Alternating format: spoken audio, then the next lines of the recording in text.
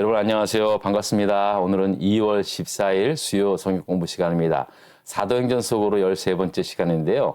오늘은 또 발렌타인 그 날이더라고요. 그래서 오늘 초콜릿들 서로 나눠 먹고 그러잖아요. 근데 초콜릿보다 더 달고 송이꼴보다 더 단 하나님의 이 말씀, 달고 오묘한 이 말씀을 나누는 그런 시간이 됐으면 좋겠습니다. 자, 오늘 말씀이 여러분들한테 달콤한 말씀이 될는지는 잘 모르겠지만 그래도 믿고 이 말씀을 함께 나누도록 하겠습니다. 자, 이제 사도행전 2장에 성령 오순절 날 그 성령이 각 사람에게 임하잖아요. 그리고 많은 사람들이 막 각 나라의 말로 하나님의 일을 선포하게 되었고, 또 베드로 사도, 요한 사도를 통해서 하나님의 이 복음, 놀라운 이 성령 강림의 사건이 이게 요엘 선지자를 통해서 이루어진 하나님의 약속된 사건이라는 것을 막 전하면 때 많은 사람들이 막 이제 돌아와 회개를 하고 3천 명의 사람들이 회개를 하고 세례를 받는 역사가 일어나지 않습니까? 자, 그리고 이제 3장에 넘어오니까는요, 이제 본격적으로 이 사도들을 통해서 치유의 이적, 표적, 이적과 기사들이 나타난 거예요. 그 첫 번째가 뭡니까? 바로 성전 미문에 앉아서 매일매일 구걸을 하던 거린이 있었죠. 그분은 나면서부터 아예 서지도 못했고 걷지도 못했어요. 한 번도.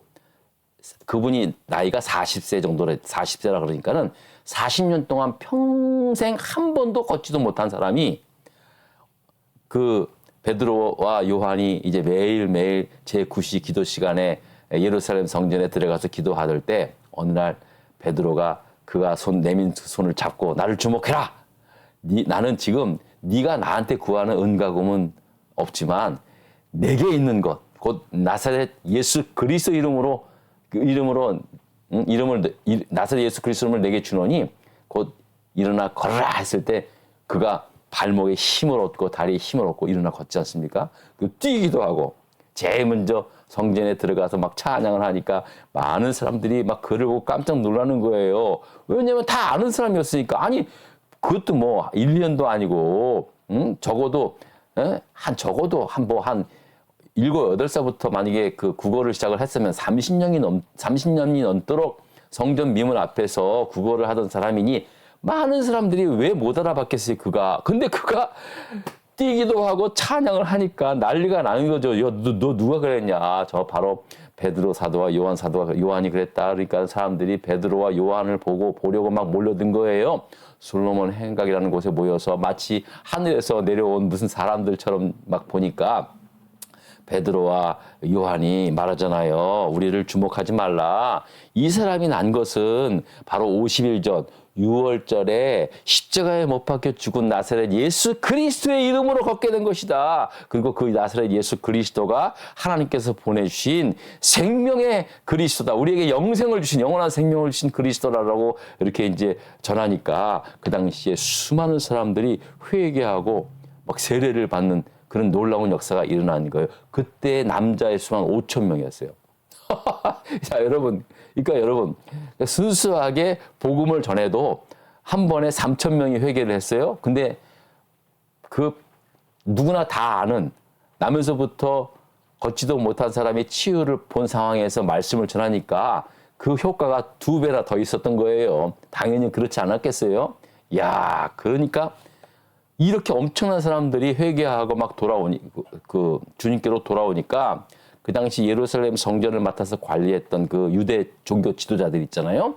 대제사장들 또 사두개인들이 이거 가만히 있어서는 안 될 것 같아요. 왜냐하면 자기들이 지난 6월절 날 십자가에 못 박혀 죽게 한 그 예수가 하나님께서 보내신 독생자 메시아라고 그리스도라고 전하는 거예요. 또 부활을 했다고 전하는 거예요. 그러니 그거 가만히 둘 수 있겠습니까? 자기들이 죽인 사람인데. 게다가 또 이게 성전 미문 앞에 앉아서 매일매일 구걸했던 사람인데 이 사람이 이제 이 장애가 치유된 일로 인해서 많은 사람들이 사도 베드로와 요한의 그 설교에 주목하게 되고 그러면서 또 그 설교를 통해서 주님께로 돌아오니까 이 사람들을 가만히 냅둬서는 안 되는 거예요. 그래서 당장 이제 병졸들을 시켜서 그를 잡아오게 한 거예요. 그 당시에 로마의 어떤 그 식민지 하에 있었지만은 그러나 이 예루살렘 성전 안에는 이 유대 종교 지도자들이 이 성전 안의 치안을 자기들이 감당했어요. 그래서 자기들이 이제 하이어한 그 병졸들을 시켜서 이제 그 둘을 잡아오게 한 거죠. 그리고 나서 이제 그 다음날 드디어 그 당시에 대제사장이었던 안나스와 그의 가문들, 그 대제사장 식구들이 다 모이고 또 많은 사람들이 모인 앞에서 사도들을 신문하게 된 겁니다. 너희가 도대체 누구 이름으로 이 일을 행하였느냐라고 얘기하는 거예요. 이 말은 뭐냐면은요, 누구 허락 없이. 너희가 지금 누구 허락 없이 지금 여기 와서, 지금 여기가 어딘데 내 허락 없이는 그 누구도 하나님의 말씀을 전할 수 없는 곳인데 너네가 지금 누구 허락 없이, 누구 허락을 받아서 지금 이렇게 이런 일을 행하느냐, 이제 그렇게 따지게 된 겁니다. 자, 그랬더니 이 사도 베드로가 어떻게 말을 합니까? 성령이 충만하여 가지고요.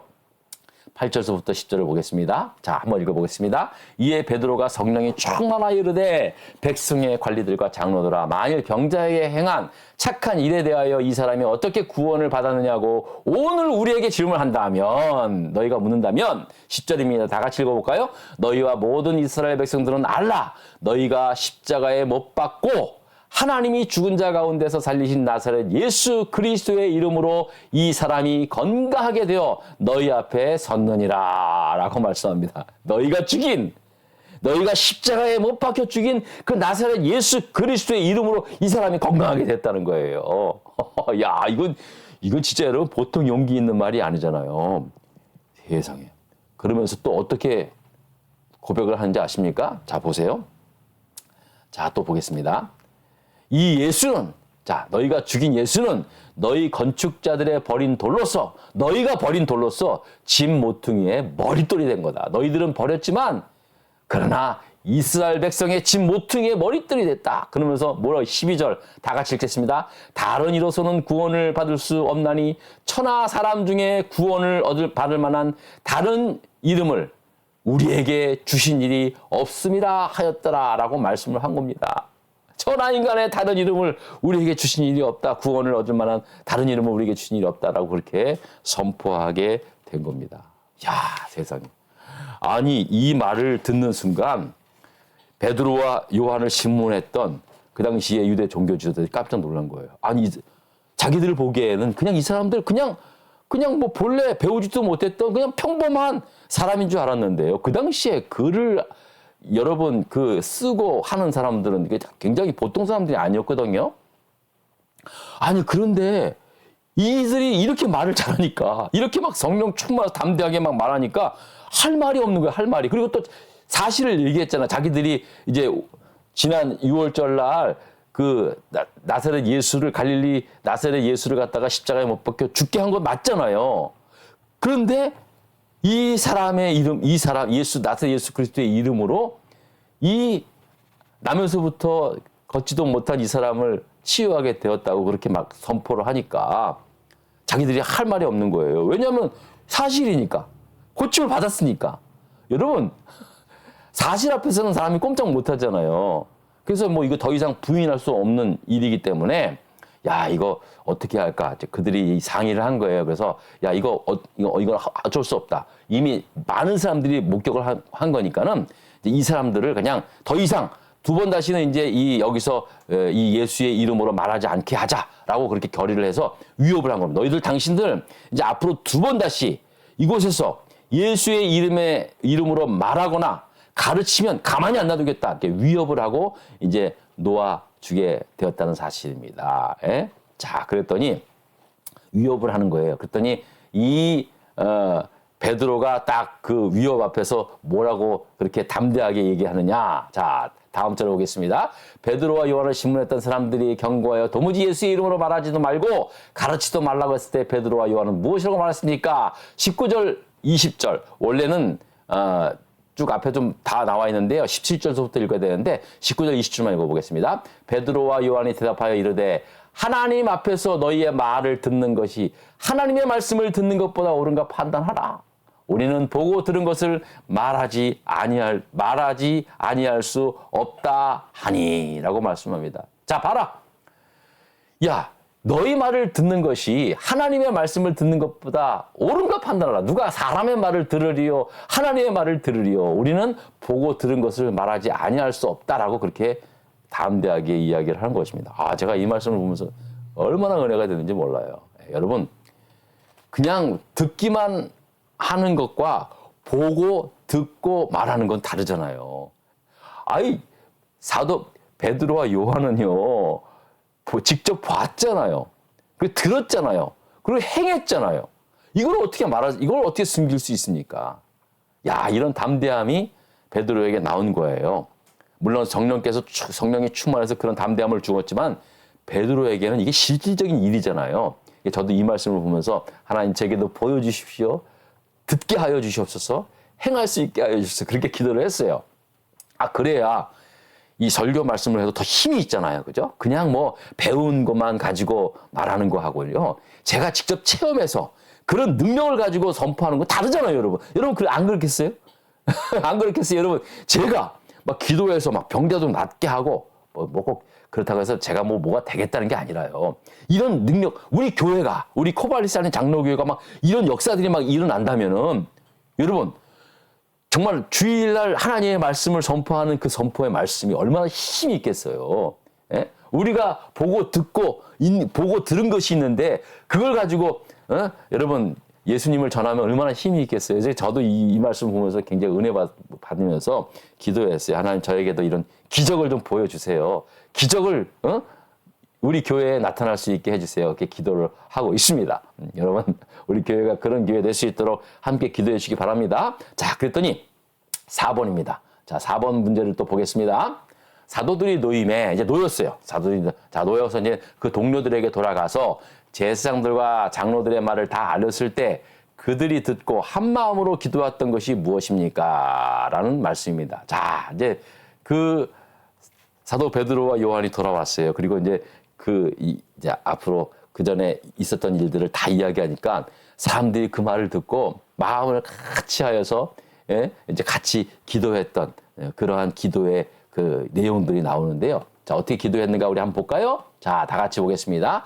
자, 24절부터 읽겠습니다. 다 같이 읽습니다. 그들이 듣고 한 마음으로 하나님께 소리 높여 이르되 대주제여 천지와 바다와 그 가운데 만물을 지으시니요 또 주의 종 우리 조상 다윗의 입을 통하여 성령으로 말씀하시기를 어찌하여 열방이 분노하며 족속들이 허사를 경영하였는가. 여러분, 이거 시편 2편의 말씀이죠. 세상의 군왕들이 나서며 관리들이 함께 모여 주와 그의 그리스도를 대적하도다 하신 이로소이다.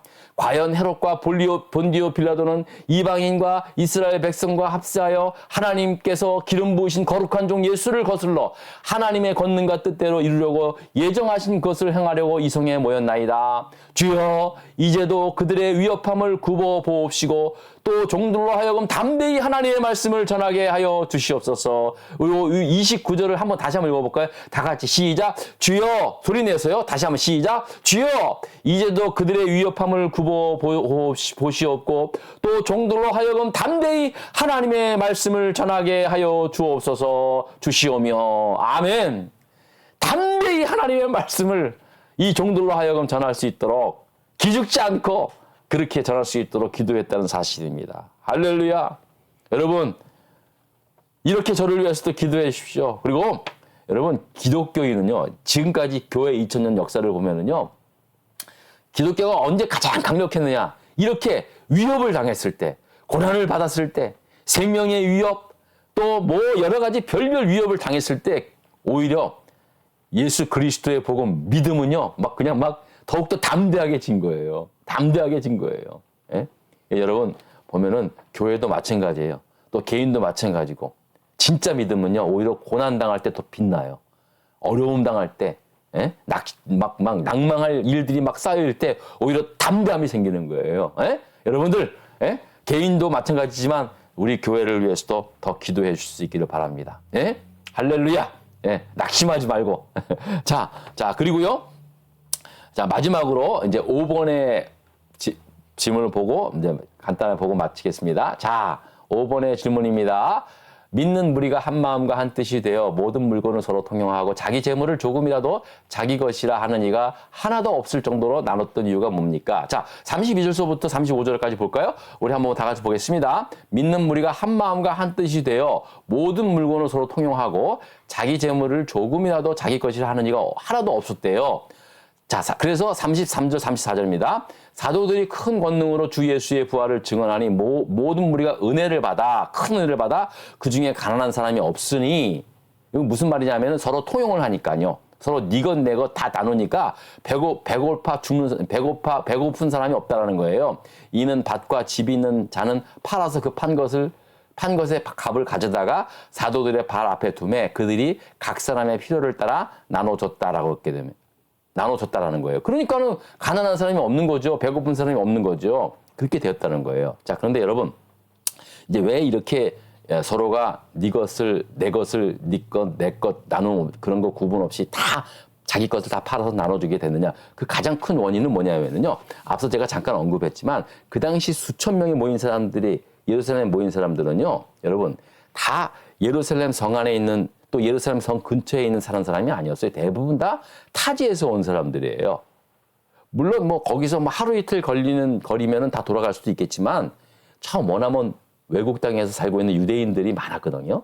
그분들이 이제 그 유월절, 오순절을 지키기 위해서 오잖아요. 왔는데 복음을 들었어요. 그리고 변화를 받았어요. 그래서 돌아가지 않고 그곳에 머무르면서 이제 하나님의 말씀을 배우고 예배드리고 그러니까는 어떻게 하겠어요? 가져온 돈은 다 떨어졌지 않겠습니까? 자, 그러면 누가 이들을 먹여 살려 했겠습니까? 같이 그 근처에 살고 있었던 그 함께 한 성도들이 한 마음을 다해서 이건 내 것, 네 것 따짐 없이 가진 거 있는 거 다 팔아서 한 마음으로 함께 서로 나누게 되었다는 거예요. 이 놀라운 일들이 일어나는 거예요. 어떻게? 사도들이 전한 이 말씀으로 은혜를 받으니까는요. 이게 모든 것이 한 마음이 되었다는 거예요. 여기 핵심입니다. 여러분. 한 마음은 억지로 되지 않습니다. 은혜를 받아야 한 마음이 되는 거예요. 우리가 뭐 한 마음으로 기도합시다. 마음이 하나 됩시다. 백날 따돌아봐도요. 은혜로 묶어지지 않으면은요. 그 한 마음은 언제든지 흩어질 수 있는 거예요. 여러분, 지금 우리 코발리시 하는 장로교회가요. 한 마음으로 기도하기 위해서는 하나님의 놀라운 은혜가 이 부족한 종의 입술을 통해서 또 하나님의 성령의 강금하심을 통해서 나타날 수 있도록 여러분 기도해 주실 수 있기를 바랍니다. 예? 그리고 뭐 지금의 이 시대가 뭐 이렇게 뭐 니것 내것 하라는 건 아니에요. 그러나 정말 우리가 한 마음으로 같이 기도하고 서로 사랑하고 서로 긍휼히 여겨주고 그런 마음으로 우리 코발리시 하는 장로교회가 계속 성장하는 그런 교회가 될 수 있도록 여러분 기도해 주시고 저를 위해서도 주여 이 종이 그냥 담대하게 하나님의 말씀 전할 수 있도록 위해서 기도 부탁을 드리겠습니다. 자, 오늘 발렌타인데이에 여러분 송이꿀보다 더 달콤한 하나님의 말씀 함께 나누게 돼서 정말로 감사했습니다. 또 다음 주에 뵙겠습니다. 여러분 매일매일 승리하시기 바랍니다. 감사합니다.